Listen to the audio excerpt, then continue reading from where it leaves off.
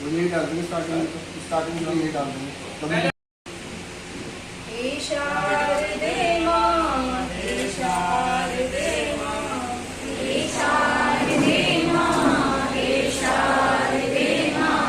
अज्ञानता से हमें तार दे माँ, अज्ञानता से हमें तार दे माँ, हे शारदे माँ, हे शारदे माँ, हे शारदे माँ, हे शारदे माँ, अज्ञानता से हमें तार दे माँ, अज्ञानता से हमें तार दे माँ, तू स्वर्ग की देवी है संगीत तुझसे, तू स्वर्ग की देवी है संगीत तुझसे, हर शब्द तेरा है हर गीत तुझसे, हर शब्द तेरा है हर गीत तुझसे, हम हैं अकेले, हम हैं अधूरे,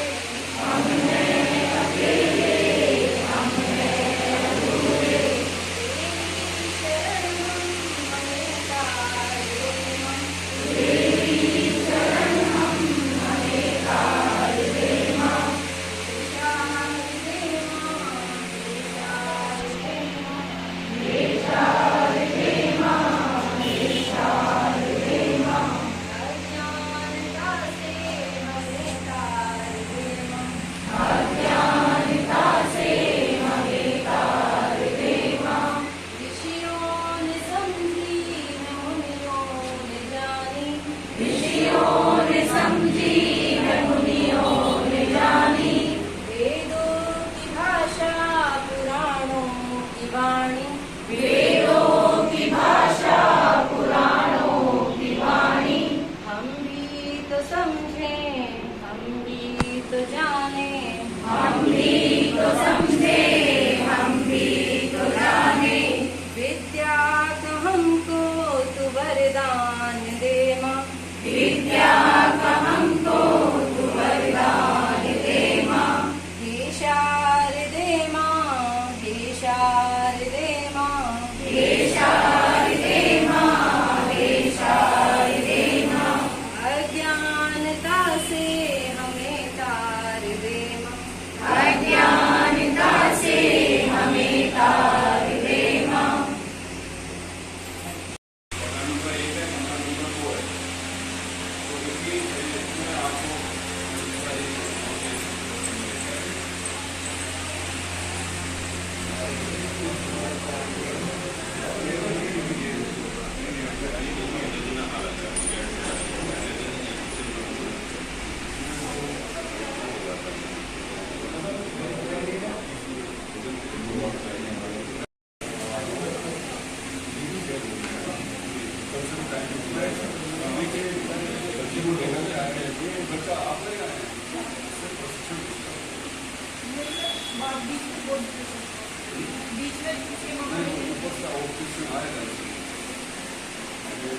कैमरा लगा हुआ है घर दिया हो जाएगा ये जो मास्क के बैठते हैं जो ऑब्जेक्ट्स में तो ऊपर अभी व्यवस्था करें, इसमें पूरे प्रशिक्षण का लेखन खत्म हो जाएगा आए तो हम तो ये आपका प्रशिक्षण मिलेगा क्या कहते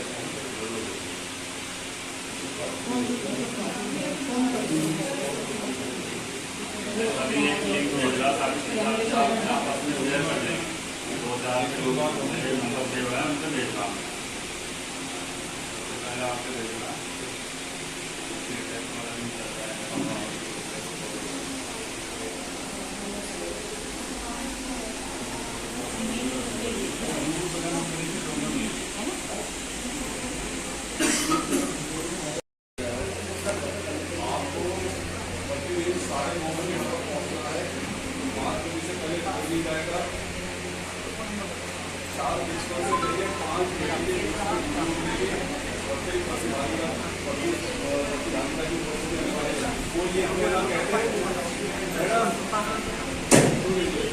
कोई हमें ना कह दे कि ये काम है वो काम है, मैं निगमन के लिए लिखूंगा अगर किसी ने प्रशिक्षण हो समय से पहले छोड़ा मैं सीधे निगमन के लिए लिखूंगा उसके कोई न तो एंटी को कहे न मुझे कहे न कोई सिफारिश करे इधर उधर से। 9:30 बजे आइए, 5 बजे जाइए, अनुशासन में रहिए। भैया देखिए कितने महत्वपूर्ण ट्रेनिंग में यार आप जैसे जिम्मेदार आदमी है। क्या है तमाशा है यहाँ पर खुद काम सुनाना बहुत बढ़िया लगता है आप लोगों को।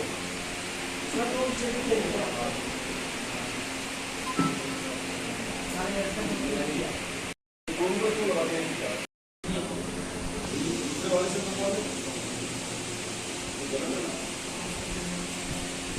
मेरी बात को समझ लीजिए आप लोग। सबसे पहली जरूरत है अनुशासन। अनुशासन होगा तो हमारा काम होगा, अनुशासन बिगड़ेगा तो काम होगा। मुझे आपका 9:30 यहाँ से पहुँचनी चाहिए, 5 बजे यहाँ से जाएंगे, खाने के समय में खाना होगा। और जो भी आपको यहाँ बताया जा रहा है तो ये इसको आपको पूरा 4 दिन प्रशिक्षण को गंभीरता से आप लोग लीजिए। इसके बारे में बातें होती रहेंगी। उनको हमारे मिशन के अंदर प्रशिक्षण दिया जा रहा है। आपको सभी अपने विद्यालय को बिल्कुल लक्ष्य के अनुरूप लक्ष्य हासिल कर रहा है। अभी ज़्यादा समय बात करने का प्रशिक्षण प्रारंभ करेंगे, क्योंकि टाइम शेड्यूल थोड़ा सा लेट हो चुका है।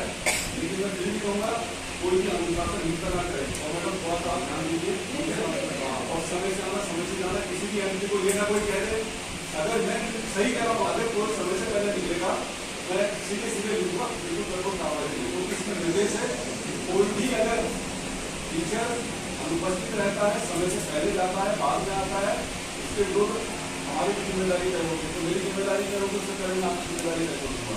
इसमें कोई रियायत नहीं है, ठीक है। और कुछ न कहते हुए आप लोग एक अच्छे माहौल में प्रशिक्षण को शुरू कीजिए। प्रशिक्षण को हमारे एमपी बताएंगे, उसको आप लोग सुनिए, समझिए, ठीक है।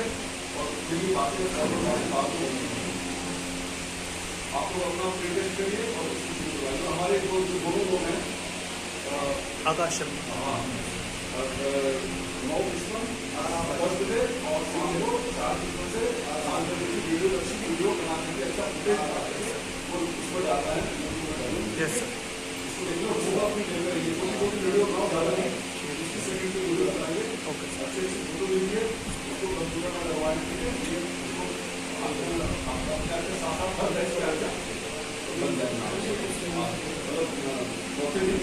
और ये 14 तारीख को आपका प्रशिक्षण हो पड़ेगा। 9 में उसको बंद कर देगा।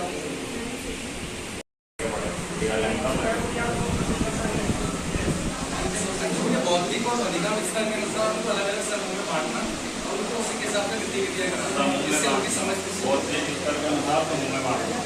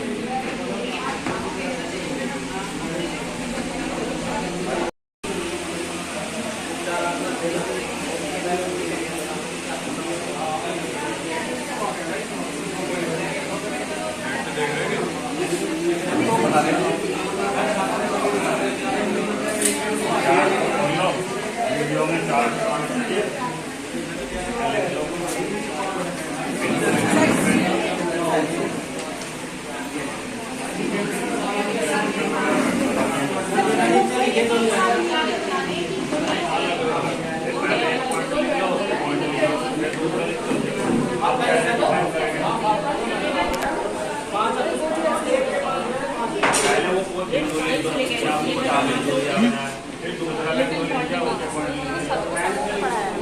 दो टॉपिक होंगे ना आपके, हाथ पे एक, हाथ पे एक।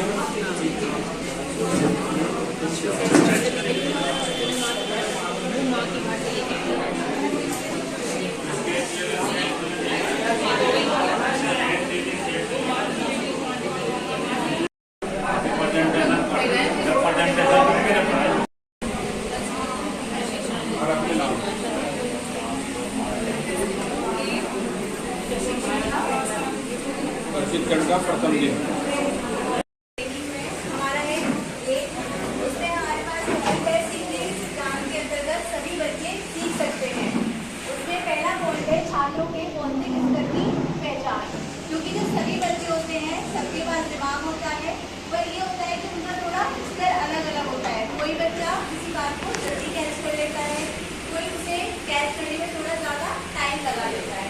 तो उसके लिए हमें अपनी शिक्षण प्रक्रिया को इस तरह से बनाना है कि वो हमारे साथ जुड़ाव महसूस करें और उनके बौद्धिक स्तर के हिसाब से हमारी शिक्षण प्रक्रिया पूरी हो, जिससे वो सीख सके। क्योंकि कोई भी बच्चा ऐसा नहीं है जिसमें दिमाग चाहिए या कुछ नहीं है, सब में है।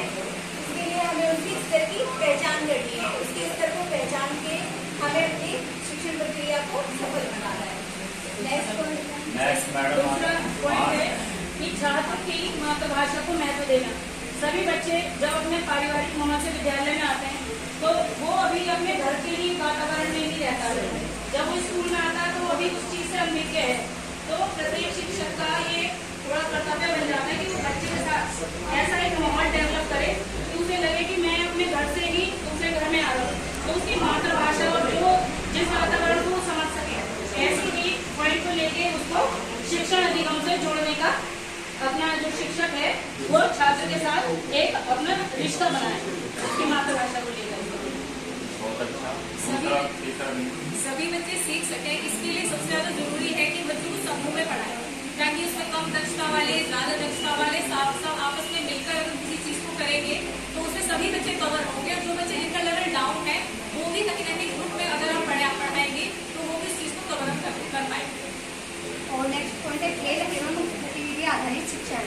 कहते हैं ना कि बच्चे खेल में अच्छे सीखते हैं और जल्दी सीखते हैं, इसलिए बच्चों को खेल में और गतिविधि आधारित शिक्षण में लाए।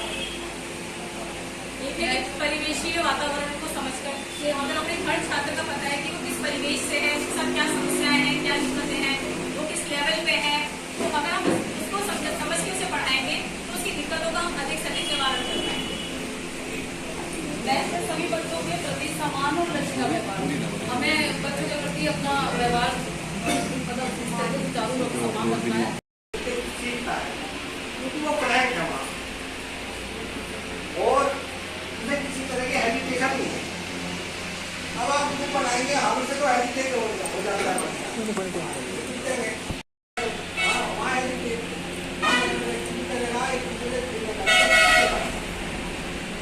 बस हमें क्या करना है, थोड़ा वहाँ माहौल ठीक करना है कि बच्चा गलत ना सीखे।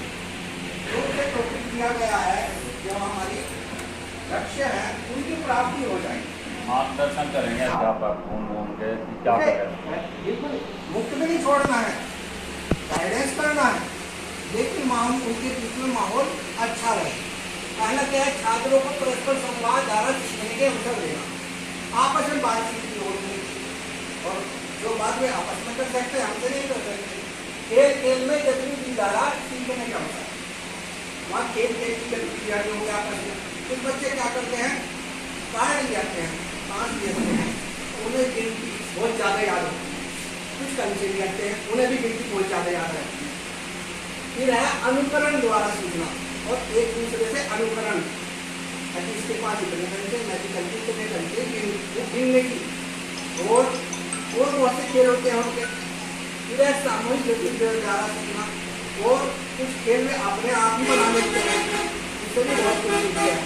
मित्रता के वातावरण में सहज होकर कार्य करके सीखना, सबसे ज्यादा सहज मित्र मंडली में रहता है। कितने ज्यादा नेक्स्ट और प्रेजेंटेशन करें सारा मामला बच्चों की मदद करते हैं, कम करके सीखने के सिद्धांत।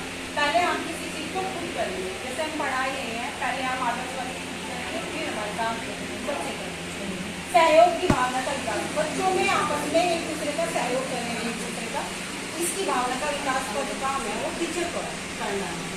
समूह में बांट कर कार्य देना, बच्चों को अगर हम ग्रुप बनाएंगे, अगर ग्रुप में कोई कम एक्टिविटी का लाया, मतलब कि थोड़ा डाउन है इस तरह का, इसका ज़्यादा है, तो हम क्या करेंगे उसको अपने हिसाब से ग्रुप बना लेंगे। कि क्लास में एक ग्रुप हमने बना दिया अच्छे बच्चों का जो हमें हाई लगते हैं, थोड़ा सा डाउन, तो वे बच्चे आपस में एक दूसरे से सीखेंगे।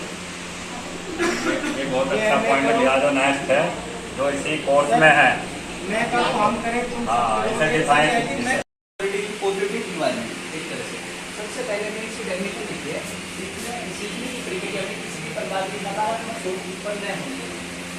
हमें क्लास में टीचर और बच्चे के बीच पॉजिटिव इन्वायरमेंट बनाना होगा। पॉजिटिव इन्वायरमेंट कैसे, मतलब बच्चों को सामने कोई भी समस्या है, चाहे वो पढ़ाई से रिलेटेड है, चाहे वो आपसी है, मतलब वो हमें सहजपूर्ण आराम से बता सके। सबसे पहले ऐसा इन्वायरमेंट बनाना होगा।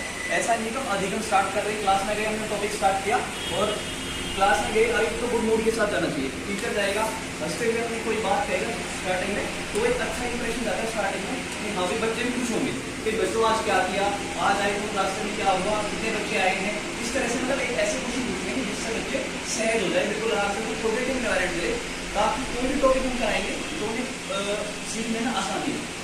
तो ये हमारा टॉपिक है कि सौहार्दपूर्ण वातावरण, मतलब मैत्रीपूर्ण वातावरण क्लास में होना चाहिए।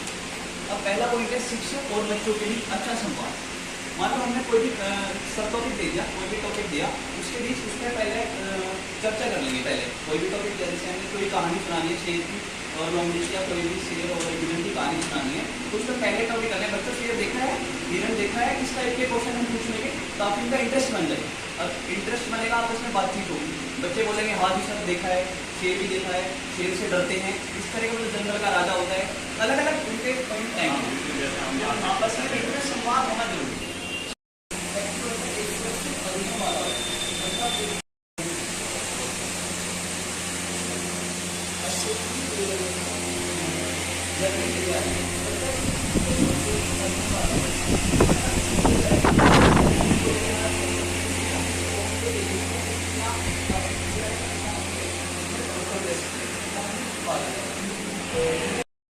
बात नहीं आपस में बच्चों को सोचने की प्रक्रिया के मौके और उनको प्रोत्साहन देना। जैसे कक्षा में देखते हैं कि बहुत सारे बच्चे जो हैं बहुत जल्दी इन्वॉल्व हो जाते हैं टीचर्स के साथ, ये में पढ़ाया जा रहा है, लेकिन बहुत सारे बच्चे ऐसे होते हैं कि चुपचाप के कोने में बैठे रहते हैं। एक शिक्षक होने के नाते हमारी जिम्मेदारी ये है कि सभी बच्चों को हम समान रूप से अवसर प्रदान करें कि वो अपनी अभिव्यक्ति दे सकें। इसके लिए हम क्या करेंगे, बहुत सी गतिविधियाँ हैं जिसे हम कर सकते हैं। जैसे छोटे छोटे क्वेश्चन हम लोग पूछ सकते हैं बच्चों से कि चार्ट पर चर्चा, बहुत अच्छा एक चार्ट लगा दिया, जो बच्चे इनको अभिव्यक्ति नहीं कर पा रहे तो चार्ट पे उनके विचार जाने, तो अपनी कल्पनाशीलता के हिसाब से हर बच्चा उस चार्ट की अपनी अपनी डेफिनेशन देगा। तो सबको समान मौके दिए जाए जिससे कि उनकी कल्पनाशीलता बढ़े। समय समय पर प्रोत्साहन देना, बच्चों को टाइम पे उनको ये रियलाइज कराना जरूरी है कि आपने जो सोचा है, जो आपने जो उत्तर दिया है वो बहुत अच्छा है। इससे बच्चों का मोटिवेशन मिलेगा और आगे वो बेहतर करने के लिए प्रोत्साहित होंगे। प्रोत्साहन बहुत जरूरी है सर। उसके बाद बच्चे को रुचि के अनुसार कार्य देना। जैसे छोटे बच्चे हैं, उनकी रुचि होती है कहानियाँ या इस तरह की गतिविधियाँ होती है जिनमें उनकी रुचि रहे। अब हमने कोई बोरिंग एक्टिविटी उनको दे दी, बच्चे उसमें रुचि नहीं ले रहे हैं, उसे इससे भी व्यक्त नहीं कर पा रहे क्योंकि वो समझ ही नहीं पा रहे चीज़ों को। तो सबसे जरूरी चीज़ यह है कि हम ऐसी एक्टिविटीज़ करें जिसमें बच्चे इंटरेस्ट लें। आकलन, दो टॉपिक दिए गए हैं, सतत आकलन और सामाजिक और भावनात्मक। दो टॉपिक के ऊपर बात करें।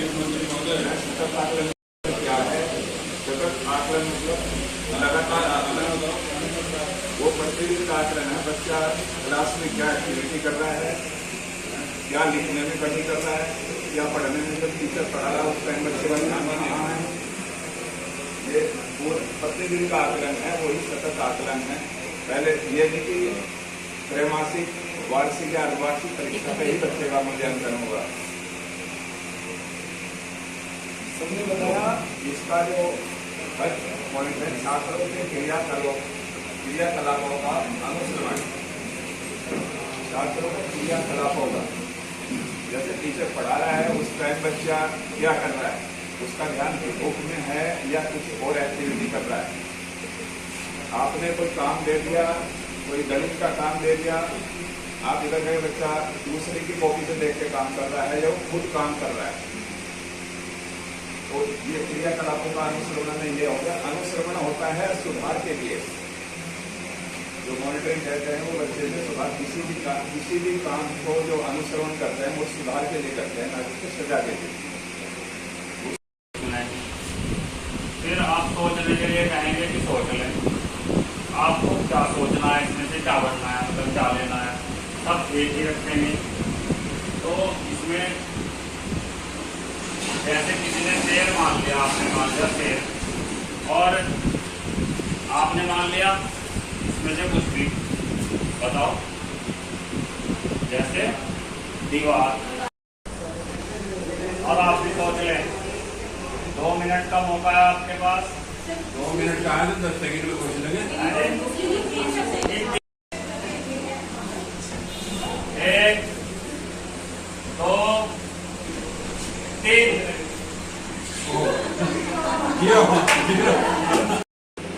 नेक्स्ट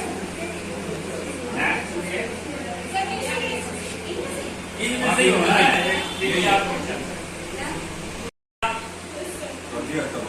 1 2 3 भाई सही।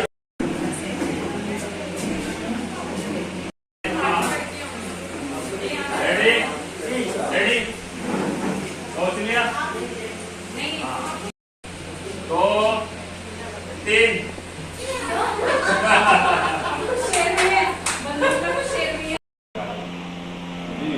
दूसरा वीडियो है धमनी जागरूकता। धमनी जागरूकता रिकॉर्डिंग, हाँ रिकॉर्डिंग, धमनी जागरूकता रिकॉर्डिंग कर, रिकॉर्डिंग की परिभाषा लिखवाएंगे, अंदर टॉपिक चलेगा रिकॉर्डिंग है क्या, डिटेल में। एक हमारी ट्रेनिंग और हुई थी भाषा की। चलिए और बताएं। क्या थी? हाँ, बातचीत के मतलब बातचीत क्या करते हैं, और बताइए जी। जो आपकी कक्षाओं में लगे हुए हैं, इन्हें हम प्रिंट सामग्री कहते हैं, इन्हें हम प्रिंट सामग्री बोलते हैं। उसके अलावा जो भी आप चार्ट लगा रहे हैं बच्चों से बनवा के अपने अच्छा, तो सितंबर की तो भेज चुका है, मैं बात कर लूँगा अभी 5 बजे की बात कर लूँगा।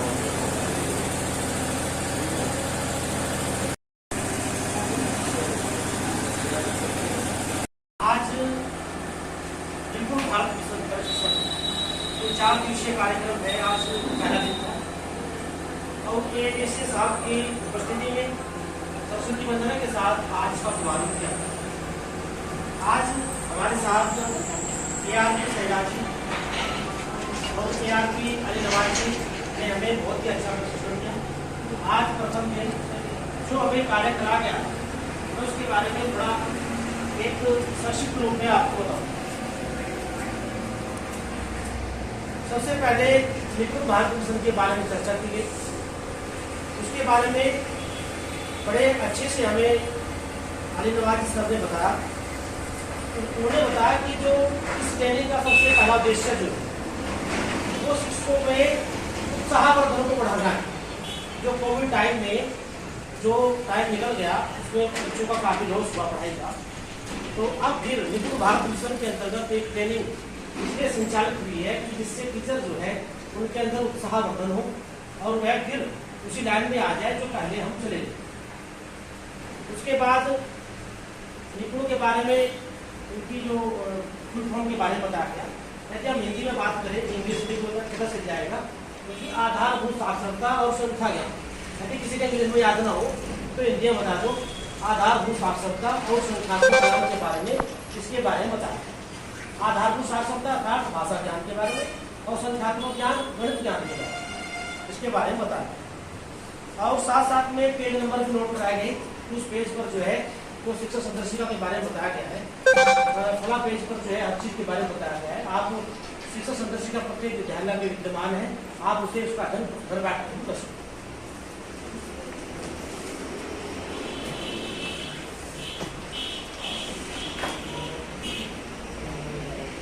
और वीडियो के माध्यम से भी समझाया गया कि बताया गया कि जो बच्चे पर अतिरिक्त बोझ पड़ा उसके बारे में बताया गया वो कैसे हुआ, अभिव्यक्ति के अवसर प्रदान किए गए और भय जैसा वातावरण कोविड काल में जो हुआ, जो कोविड-19 में जो परिस्थिति सामने बनकर आई उसके बारे में विस्तार से चर्चा की गई।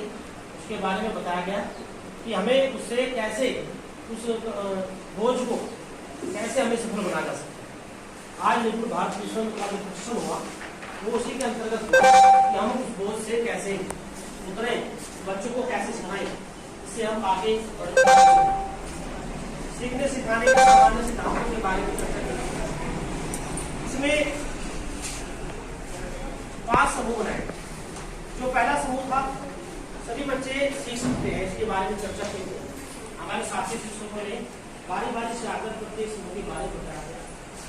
सबसे पहले बताया कि सही बच्चे सीख सकते हैं, उसके बारे में क्योंकि बच्चा ज्ञान के साथ साथ सीखता है। और दूसरे समूह में बात की गई कि बच्चों को सहपाठियों के साथ सीखने के अवसर प्रदान। जो दूसरा समूह था उसके बारे में विस्तार से चर्चा की गई।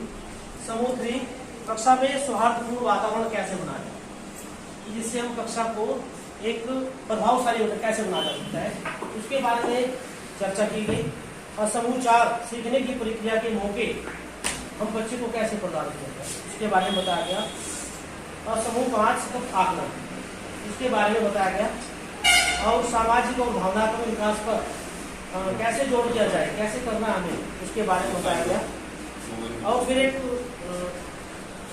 लंच के बाद लंच हुआ, लंच के बाद एक एक्टिविटी कराई गई। एक 3 सब दिए गए, जैसे शेर, बंदूक और दीवार। हमें इनमें से बच्चों से गतिविधि करानी है कि वह उसके विवेक पर निर्भर करता है बच्चे के कि वह क्या सोचता है। 2 टीमें बनाई गई और 2 टीमों में से हमें कैसे उसे करना है। यदि वह अलग अलग शब्द बोलता है तो उसे उसकी क्या प्रतिक्रिया, उसके अंक उसे मिलेंगे, उसके बारे में हम गतिविधि विद्यालय में करा सकते हैं। भाषा पर कार्य करने की योजना के बारे में चर्चा की गई।